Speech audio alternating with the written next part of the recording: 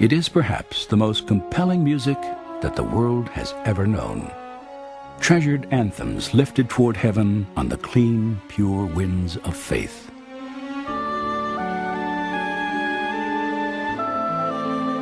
They are the classic hymns of worship and praise. And for centuries, their sweet sounds of hope and renewal have touched every generation. For each is a precious gift from the heart of God to the soul of man. The truly great hymns, I think, speak as much to our experience in the 1990s and on into the new millennium as they did in their own particular day. God can be very real in life, and God can speak to us, and God can use a thing like a hymn, a song, to bring comfort and strengthening to our fragile spirits. They personalize your theology.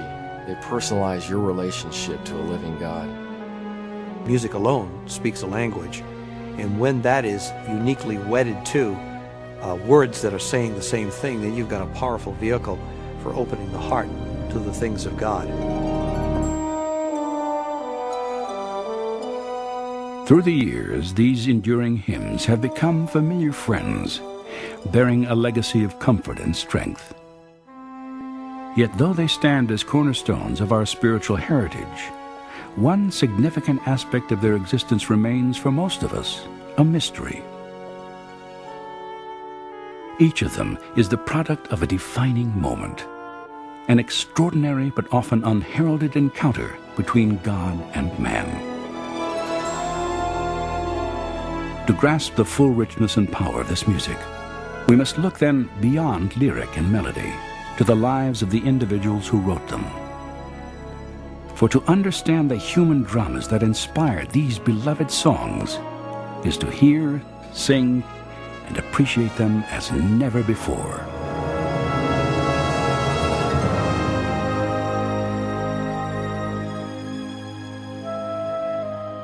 They are the great hymns of the faith, the sweetest sounds to ever fill the earth. And this is the story of their creation.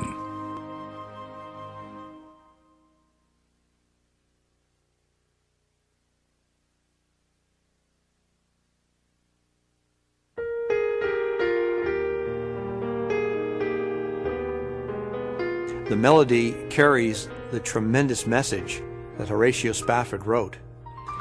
The text is beautiful. It's certainly biblical. It conveys great truth that you and I know to exist in the Word, but yet it comes out of a broken heart of a man who went through some unbelievable things. And it's really a tremendous benchmark cornerstone hymn of the church.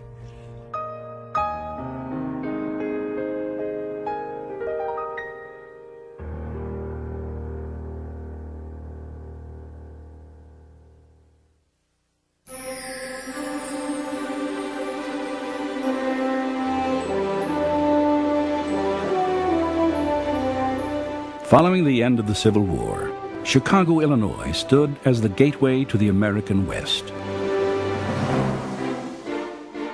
Business and commerce boomed along the shores of Lake Michigan. The population tripled in less than a decade, and railroads connecting half a continent intersected in the heart of the city. The birth pangs of a metropolis were unmistakable.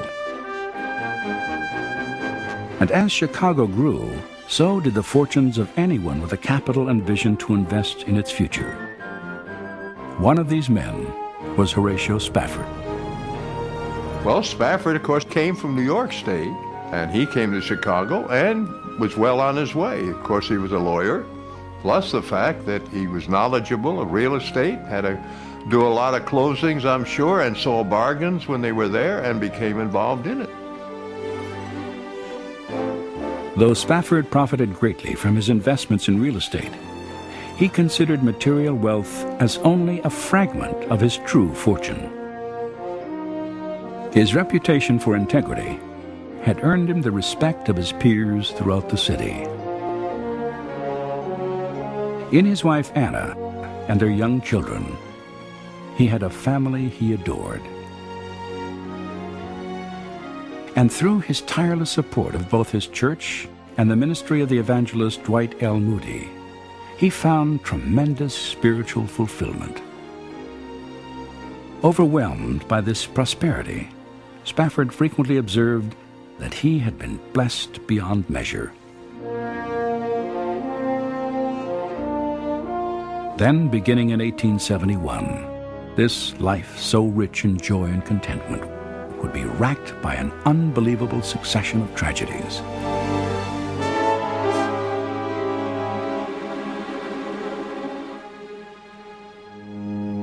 That winter, Horatio and Anna's only son died of scarlet fever. Several months later, on the 8th of October, while the family still grieved their loss, disaster struck again.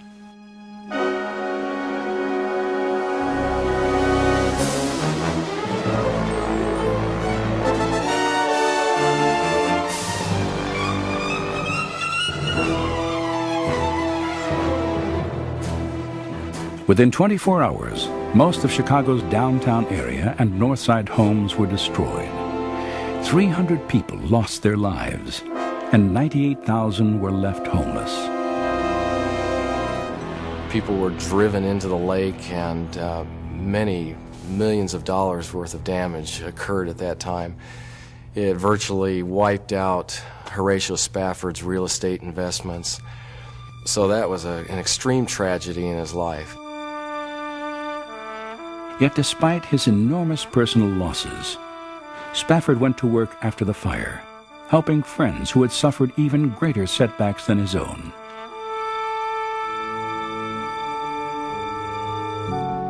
By the fall of 1873, the reconstruction of Chicago was still years from completion. Spafford's friend D.L. Moody had traveled to England to continue his ministry, and in November, Horatio decided to follow the evangelist overseas, hoping that a change of scenery and routine would lift the spirits of his family.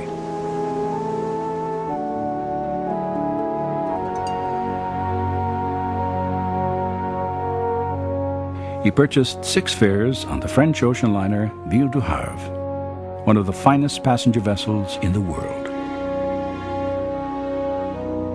The day before the Spaffords were scheduled to leave Chicago, Horatio received word that he was needed immediately for urgent business meetings regarding property he had lost in the fire.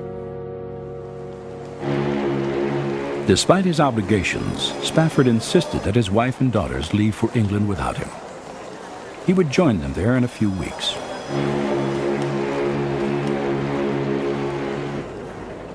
On November 19, 1873, the Ville de Havre departed from New York.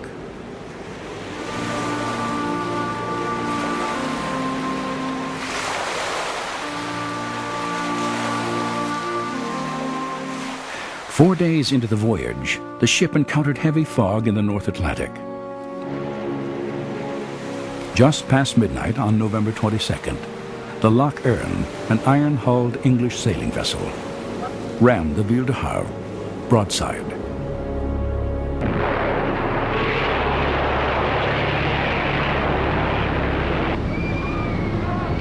The luxury liner sunk in less than 12 minutes. 226 passengers, including the Spafford's 4 daughters, perished at sea.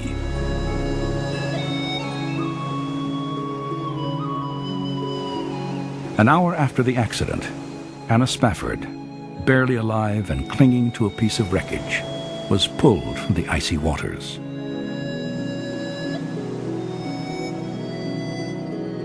Several days later, her rescue ship reached Cardiff, Wales. She cabled her husband in Chicago with a 2-word message: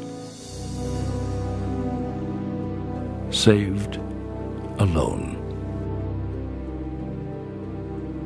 The loss of his infant son, devastating financial setback, and now the deaths of his 4 beloved daughters.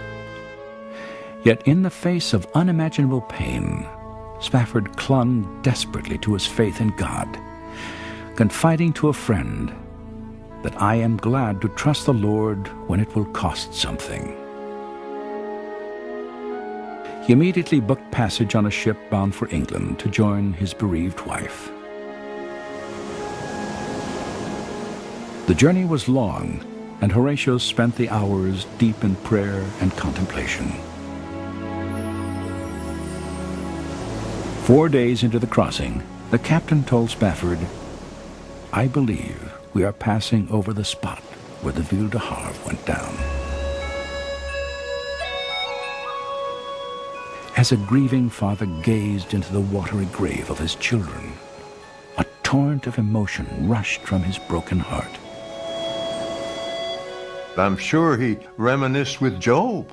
All the children were dead. They were gone. And as he said later, he went through some deeps he had never experienced in his life before.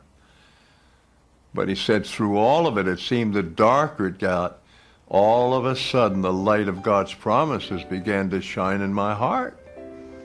He said I couldn't do anything else but express it in a way that I had a gift for. I was not a poet by trade, but I loved to write poetry. And he said, without even a moment's hesitation, the testimony began to flow from my heart through my pen. In that extraordinary moment, sorrow became hope, as Spafford, now strengthened by the assurance that he would one day be reunited with his children in heaven, returned to his cabin and penned one of the most profound expressions of faith ever recorded. When peace like a river attendeth my way, when sorrows like sea billows roll, whatever my lot, thou hast taught me to say, it is well with my soul. It's just a marvelous way he wrote it.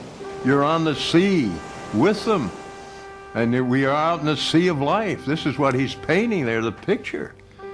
But through all the troubles, whatever you go through, and it says in this, whether it be financial or whether it be physical, that through it all, God will never leave you.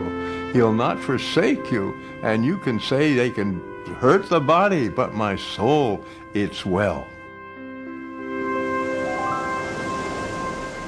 When peace like a river attendeth my way, when sorrows like sea billows roll, whatever my lot, thou hast taught me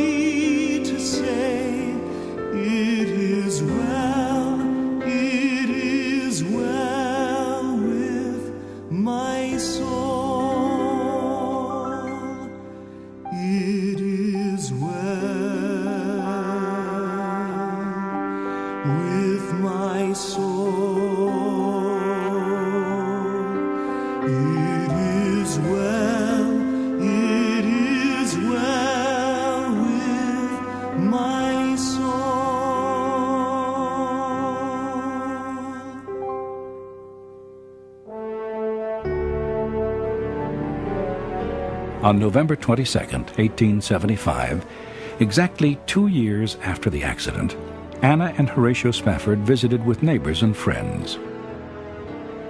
That afternoon, Spafford shared his poem with the renowned songwriter Philip Bliss, one of history's greatest composers of sacred music.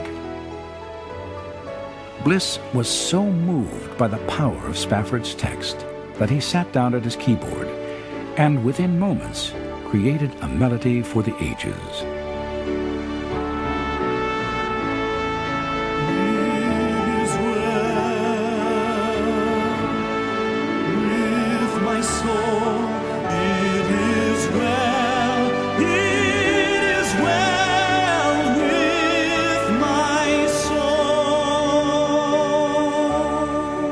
It was a perfect wedding of words and music, and a hymn that would offer immeasurable comfort and hope to the world was born.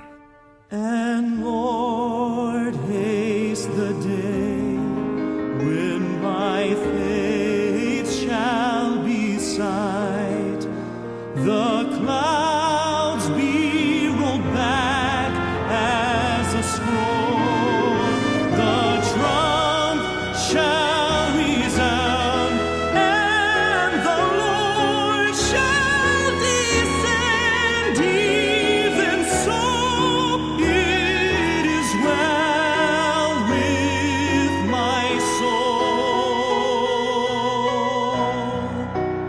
It is well with my soul.